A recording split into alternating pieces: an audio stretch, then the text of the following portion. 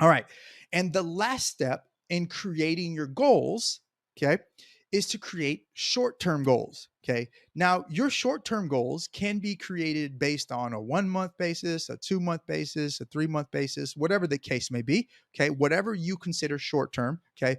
Whenever I consider short-term for my clients, I consider it on a monthly basis. On a monthly basis, this is what we want to see. Okay. So create short-term goals of what you want to see. So if you are creating a short-term goal and that's 1 month goal, okay, then what you should say is every month I want this to happen with all of my numbers. Okay. So you go back through all of your long-term goals of your measurable goals. Okay. And then you flip those into short-term goals. Okay. So let me show you exactly how we did this with this particular client. Okay. So let's go back to her long-term goals. Okay. Long-term goals: lose 20 pounds of fat, gain 10 pounds of muscle, get down to 24% body fat. So lose 7% body fat. Okay.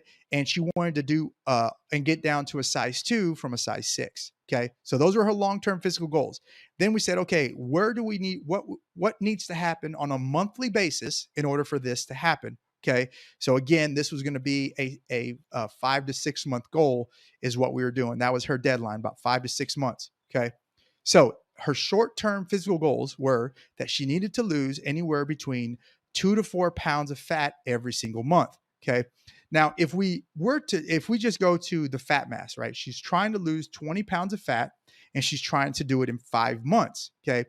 It's easy to say, actually, this was 6 months. She's trying to do it in 6 months. Okay. It's easy to say, I'm going to get 20 divided by 6, and that's the average that I should be seeing every month. But that's not true. Okay. So if that was the case, she'd be losing about 3.6 pounds of fat per month. Okay.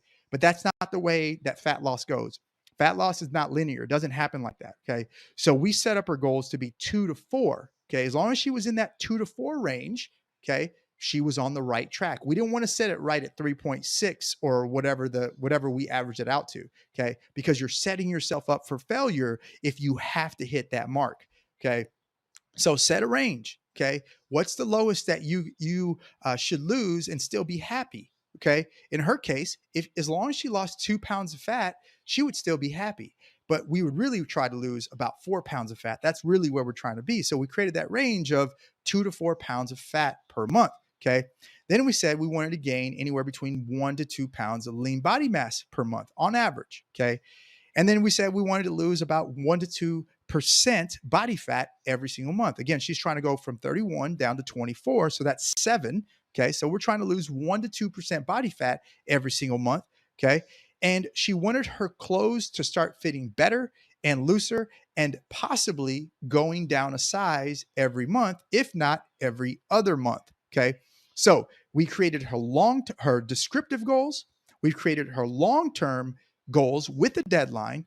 And then we created her short-term goals of what should be happening every single month. Okay.